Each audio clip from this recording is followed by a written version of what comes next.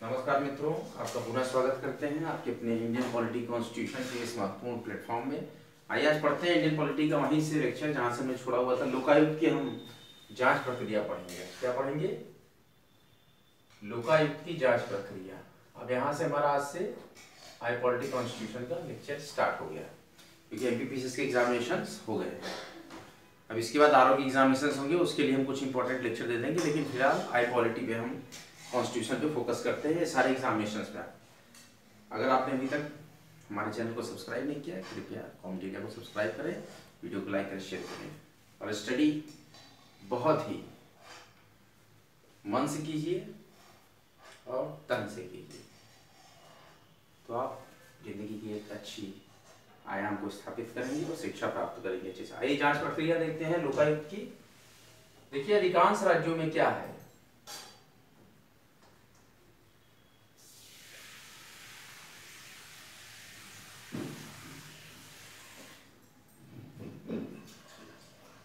अधिकांश राज्यों में लोकायुक्त किसी नागरिक द्वारा अनुचित प्रशासनिक कार्रवाई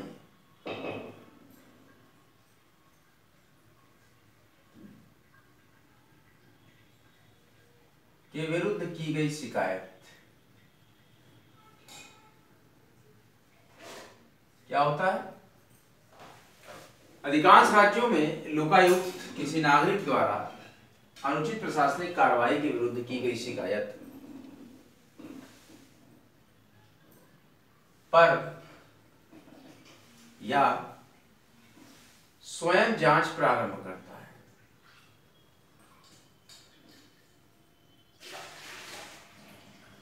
स्वयं जांच प्रारंभ कर सकता है। देखिए क्या होता है, जांच प्रक्रिया जब लोकायुक्त की स्टार्ट होती है, मैक्सिमम राज्यों में क्या होता है, लोकायुक्त किसी नागरिक द्वारा अनुचित प्रशासनिक कार्रवाई के विरुद्ध, कोई भी अगर अनुचित प्रशासनिक कार्रवाई हो रही है उसके विरुद्ध की गई शिकायत पर या तो स्वयं उस जांच को प्रारंभ कर सकता है। कौन? लोकायुक्त। लेकिन उत्तर प्रदेश, हिमाचल, ध्यान दीजिएगा, वह असम राज्यों, उत्तर प्रदेश, हिमाचल और असम राज्यों में लोकायुक्त जांच प्रारंभ करने के लिए, ऐसे राज्यों में लोकायुक्त जांच प्रारंभ करने के लिए खुद पहल नहीं कर सकता है। इसकी अलग व्यवस्थाएं बनी हैं। खुद से यूपी में, हिमाचल में और असम में ऐसे राज्यों में स्वयं जांच प्रारंभ करने के लिए पहल नहीं कर सकता है।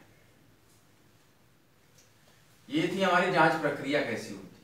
अब हम देखेंगे कि जांच का क्षेत्र क्या होगा, किस क्षेत्र में लोकायुक्त कार्य करेगा, जांच करेगा। ध्यान दीजिए विद्यार्थियों, महाराष्ट्र, उत्तर प्रदेश, असम, बिहार, कर्नाटका, महाराष्ट्र, उत्तर प्रदेश, असम, बिहार, कर्नाटका में लोकायुक्त शिकायतों और आरोपों के मामलों की जांच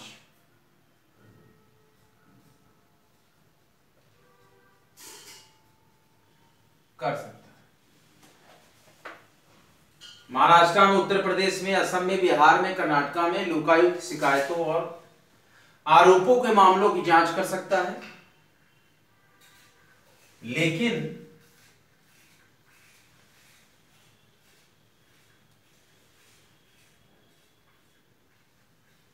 हिमाचल प्रदेश, आंध्र प्रदेश, राजस्थान, गुजरात में उसका कार्य भ्रष्टाचार के आरोपों की जांच करना है। भ्रष्टाचार के आरोपों की जांच करना है। कहां पे? हिमाचल, आंध्र प्रदेश, राजस्थान, गुजरात जैसे राज्यों में लोकायुक्त का कार्य है कि भ्रष्टाचार के आरोपों की जांच करना है।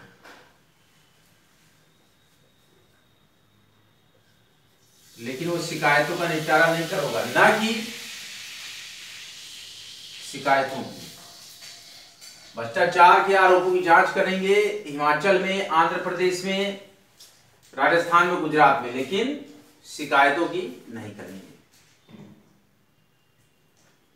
कुप्रशासन के बारे में आप नहीं बोलेंगे। अदर कैरेक्टरिस्टिक,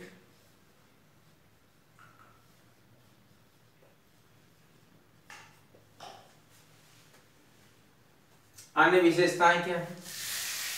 लोकायुक्त लोकायुक्त क्या करता है? ध्यान से सुनिएगा। संबंधित राज्य के राज्यपाल, लोकायुक्त संबंधित राज्य के राज्यपाल को अपने कार्य की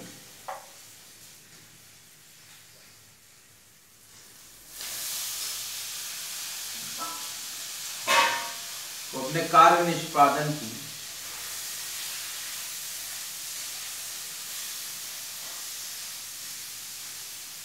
एक समेकित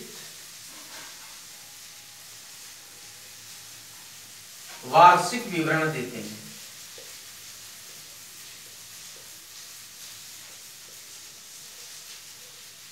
क्या करते हैं? एक समेकित वार्षिक विवरण देते हैं।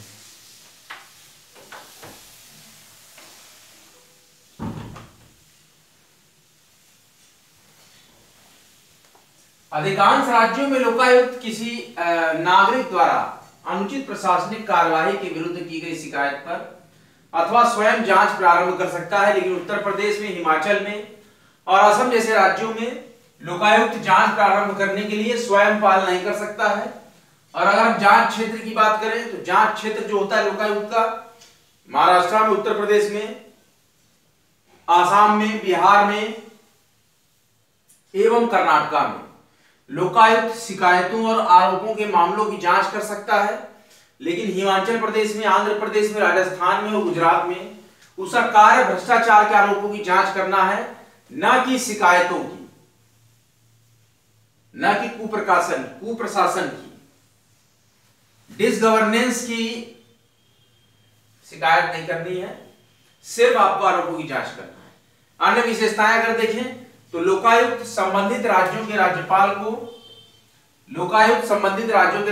को अपने कार्य निष्पादन का एक समेकित वार्षिक विवरण देता है और राज्यपाल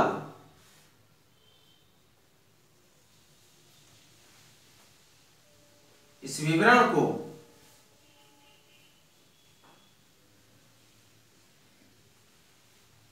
एक व्याख्यात्मक, जो विवरण प्राप्त करते हैं राज्यपाल लोकायुक्तों से, तो उसको एक व्याख्यात्मक ज्ञापन पक्ष के साथ, व्याख्यात्मक ज्ञापन पक्ष के साथ सदन में प्रस्तुत करता है। सदन में प्रस्तुत करते हैं। उसके उपरांत क्या होता है? और लोकायुक्त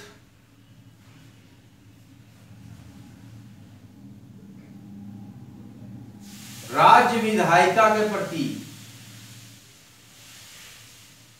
लोकायुक्त राज्य विधायिका के प्रति उत्तरदायी होते हैं।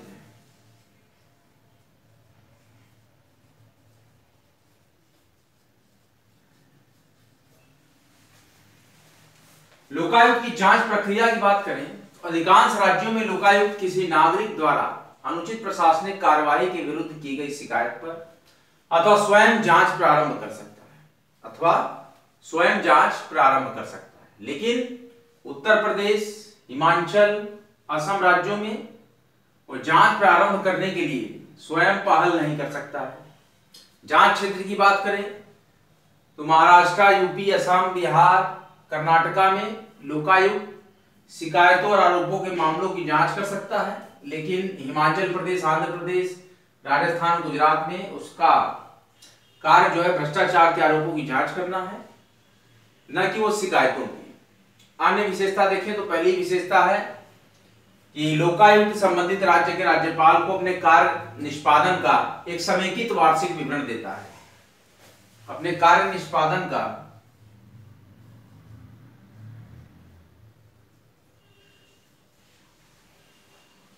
एक समेकित वार्षिक विवरण देता है।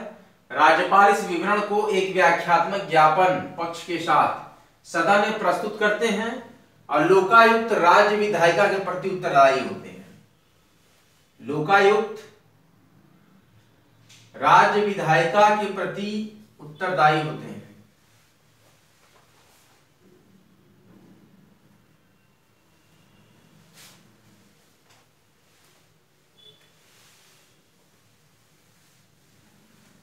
और देखते हैं लोकायुक्त और क्या करते हैं। लोकायुक्त के अदर कैरेक्टरिस्टिक्स के बारे में हम आपको यहाँ पे और डीप में पढ़ा रहे हैं। अन्य विशेषताएं, दूसरी विशेषता, लोकायुक्त जांच के लिए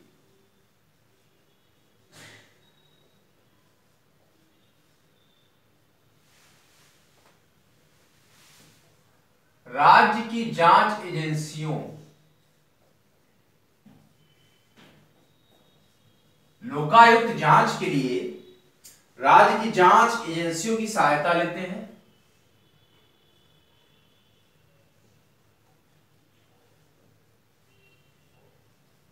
लोकायुक्त जांच के लिए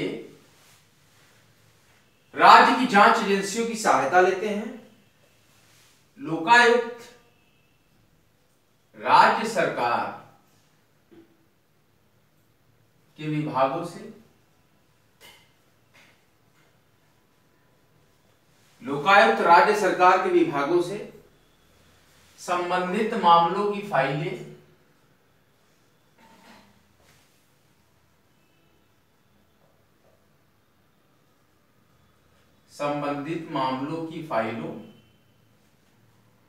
और दस्तावेजों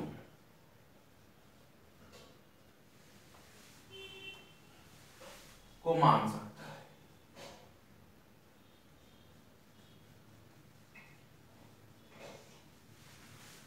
लोकायुक्त जांच के लिए राज्य की जांच एजेंसियों की सहायता लेते हैं। लोकायुक्त जांच के लिए राज्य की जांच एजेंसियों की सहायता लेते हैं और लोकायुक्त राज्य सरकार के विभागों से संबंधित मामलों की फाइलों और दस्तावेजों को मांग सकता है। और लोकायुक्त की सिफारिशें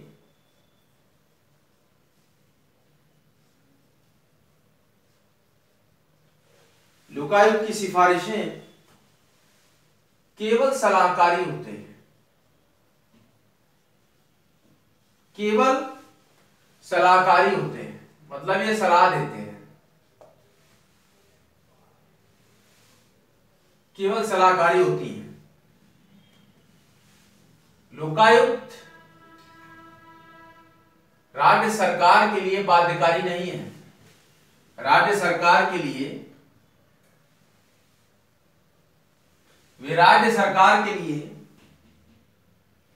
बाध्यकारी नहीं है कि इनकी सलाह को माने।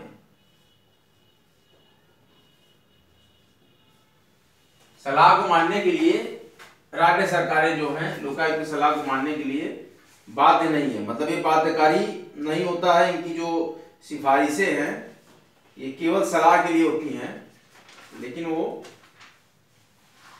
उसके लिए मानने के लिए उसको बाध्य नहीं होते।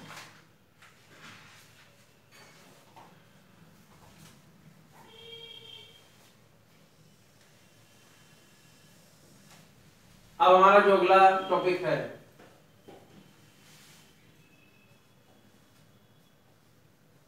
लोकपाल एवं लोकायुक्त एक्ट 2013 एक नजर में हम देख लेंगे इसको। अगला जो हम ये चार्ट टेबुलर आपको पढ़ाएंगे इसमें भी एक नजर में देखेंगे। थोड़ा बहुत मैं आपको बता देता हूं। क्रम संख्या, विषय वस्तु,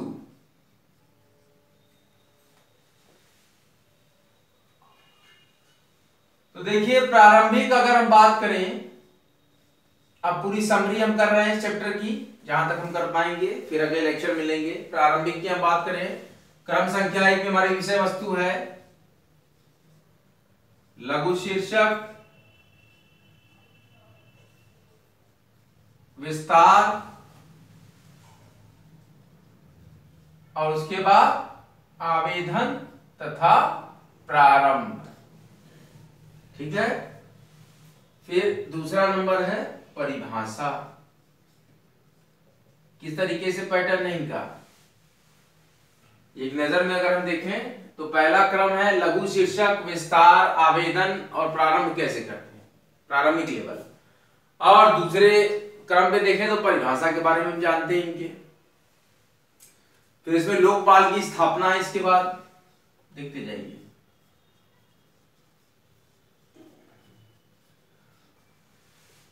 लोकपाल की स्थापना। आइए एक बार अदर कैरेक्टरिस्टिक को हम थोड़ा सा रिवाइज कर लेते हैं। यहाँ पे तो मेरी रिवीजन कॉपी निकाली।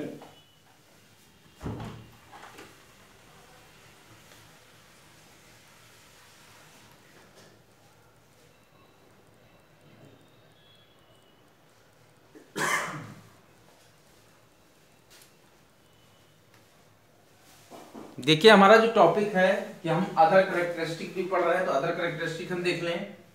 आज में जो हमारे पास विशेषता थी कि लोकायुक्त संबंधित राज्य के राज्यपाल को अपने कार्य निष्पादन का एक समेकित वार्षिक विवरण देता है लोकायुक्त, और राज्यपाल क्या करता है, इस विवरण को एक व्याख्यात्मक ज्ञापन पक्ष के साथ सदन में प्रस्तुत करते हैं। और लोकायुक्त राज्य विधायिका के प्रति उत्तरदायी होते हैं। लोकायुक्त जांच के लिए राज्य की जांच एजेंसियों की सहायता ले सकते हैं। लोकायुक्त राज्य सरकार के विभागों से संबंधित मामलों की फाइलों और दस्तावेजों को मांग सकते हैं। लोकायुक्त की सिफारिश केवल सलाहकारी होती है, ये राज्य सरकार के लिए बाध्यकारी नहीं है। इसके बाद हम अब समरी ले रहे हैं लोकपाल एवं लोकायुक्त एक्ट 2013 के लिए।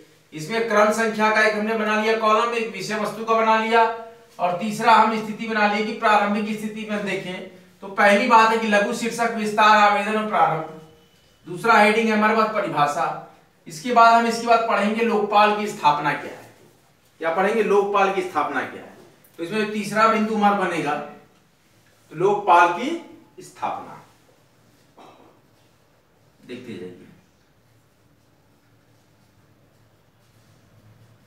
ये पूरा टेबलर चार्ट है, इसको हम पूरा आपको पढ़ाएंगे। अभी हम यहां तक हमने आपको पढ़ा दिया है।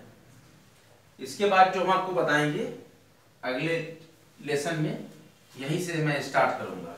देख लीजिए जो टेबल फॉर्म है हमारा, जो फ्लो चार्ट आप बनाते हैं उस तरीके से हम आपको एक समरी फ्लो चार्ट यहां दे रहे हैं।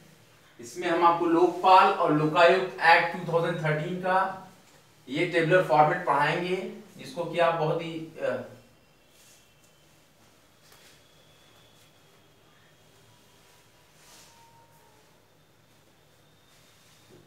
क्लियर समझ लीजिए। हमारी पहली हेडिंग होगी यहां पे क्रम संख्या, ध्यान दीजिएगा। क्या होगी, क्रम संख्या। दूसरी हेडिंग हमारी होगी सब्जेक्ट, हमारी विषय वस्तु, और तीसरी हेडिंग के अंतर्गत हम अपना चरण चलाएंगे। तो पहले हमारे पास है प्रारंभिक चरण। प्रारंभिक चरण में हम पढ़ेंगे, ये चरण है हमारा प्रारंभिक, कि क्रम संख्या 1 में क्या कहा गया है कि लघु शीर्षक है, विस्तार है और आवेदन और उसको प्रारंभ करने के तरीके किसके, लोकपाल और लोकायुक्त एक्ट 2013। एक नजर में हम समरी ले रहे हैं, पूरा हमने चैप्टर पढ़ लिया है, इसको समराइज कर रहे हैं। सेकंड जो हमारे पास आएगा क्रम संख्या, उसमें हम पढ़ेंगे परिभाषा किसकी, परिभाषा के बारे में, लोकपाल क्या है, लोकायुक्त क्या है। उसके बाद जो हमारा अगला चरण चलेगा, ये प्रारंभिक चरण था। दूसरा चरण हमारा होगा लोकपाल की स्थापना। दूसरे चरण का हमारे नाम है लोकपाल की स्थापना। तो लोकपाल की स्थापना चरण के अंतर्गत हमारा तीसरा क्रम संख्या आएगा। तो इसमें हम पढ़ेंगे कि लोकपाल की स्थापना कैसे हुई, क्या हुई। तो ये हमने पढ़ लिया पहले। तो ये हमें टेबुलर फॉर्म में आपको बता रहे हैं कि क्या क्या हमारे पास चरण होंगे। और यही चौथी क्रम संख्या में अगर हम आएंगे तो इसमें क्या था, हमने पढ़ा था कि चयन समिति की अनुशंसा के बारे में। चयन समिति की अनुशंसाओं, ध्यान दीजिए, चयन समिति की अनुशंसाओं पर अध्यक्ष तथा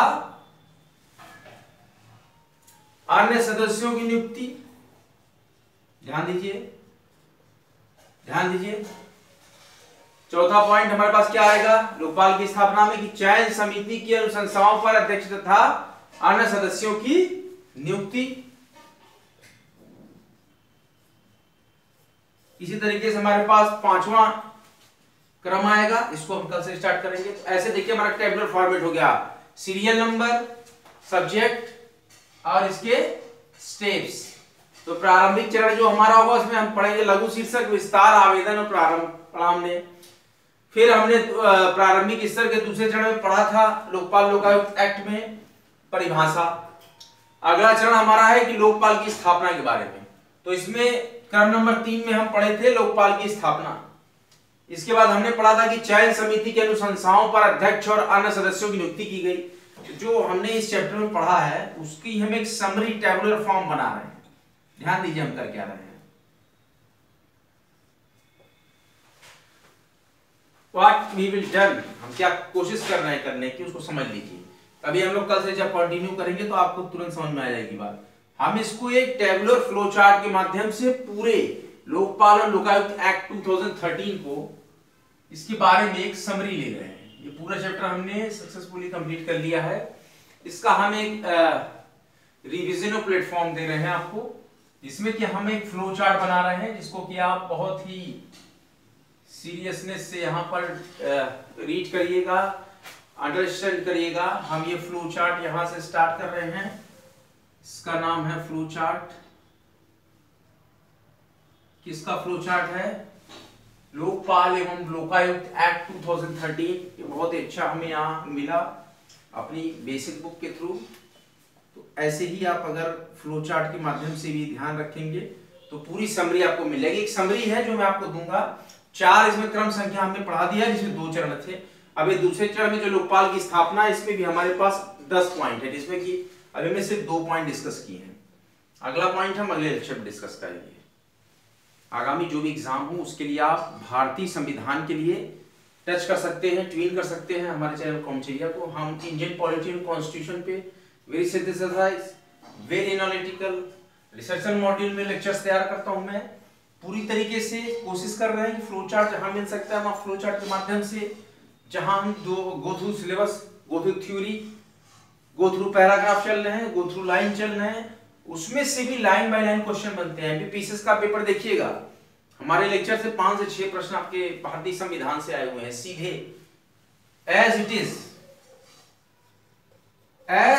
इज जैसा पढ़ाया गया है एकदम लिख के, वैसे ही 5-6 प्रश्न आए तो सारे के सारे सिलेबस से हमारे लेक्चर के। लेकिन एज इट इज पूरा का पूरा लिखी हुई लाइनें आ गई आपके एमपीपीसीएस के कॉन्स्टिट्यूशन के पेपर में। आप देखिएगा जो हमने आपको कॉन्स्टिट्यूशन जिस तरीके से पढ़ाया है, जितना रिसर्च हमने किया है इस प्लेटफॉर्म पे, वो सफल रहा। एमपीपीसीएस पीटी एग्जामिनेशन जो हुआ कल, तो इसीलिए उम्मीद बांधे रखिए, बने रहिए। एक एक पॉइंट को जैसे मैं पढ़ाता हूँ वैसे वैसे आप, स्थानीय स्वशासन की स्थापना किसने की, किस सन में की, सारे क्वेश्चन थे इसमें। हमने आपको पढ़ाया था ना, अर्बन गवर्नेंस सारे क्वेश्चन आए थे और एकदम आपके फैक्ट क्वेश्चन आए थे कि जो आप रट लें और आ जाए, ऐसा ही क्वेश्चन पेपर था। थोड़ा बहुत तो ऐसा और जो बेस ऑफ द एनसीईआरटी से हमने जो यहाँ पे किया, बेस ऑफ द एनसीईआरटी बहुत ही कामिल रहा, पूरा काम किया है। जिस विद्यार्थी ने आई पॉलिटी कॉन्स्टिट्यूशन के सारे लेक्चर्स को एक बार देख भी लिया होगा, मैक्सिमम कॉन्स्टिट्यूशन के वो आधे से ज्यादा प्रश्न सही करके आया होगा एमपीपीसीएस पीटी के एग्जाम में। अब चूंकि मैं खुद शामिल हुआ था, अपीयर हुआ था इस एग्जाम में देखने के लिए कैसा एमपी वाले एग्जाम लेते हैं पीसीएस का, मैं इसलिए बता रहा हूँ आपको, पेपर है मेरे पास, मैक्सिमम क्वेश्चन मेरे लेक्चर्स में से आए हैं। तो आप लोग मेहनत करिए, हर लेक्चर को देखिए, समझने की कोशिश करिए। आप लोग लेक्चर्स को बहुत ही इजी वे में मत लिया करिए, इजी क्वेश्चन ही आपको वहाँ एग्जामिनेशन टाइम पे एट अ टाइम नहीं समझ में आते। बने रहिए, जमे रहिए, हमेशा आपके साथ हर कदम पर कंधे से कंधा मिलाकर कॉन्टिया, हर क्षण पर, हर कदम पर आपके साथ। आप सभी लोग का रिजल्ट बहुत ही अच्छा है एमपीपीसीएस प्री में। इसी मनोकामना के साथ आज का लेक्चर यहीं समाप्त करते हैं। अगला लेक्चर लेकर बहुत ही जल्द हाजिर होऊंगा। तब तक के लिए जय हिंद, जय भारत। Study selection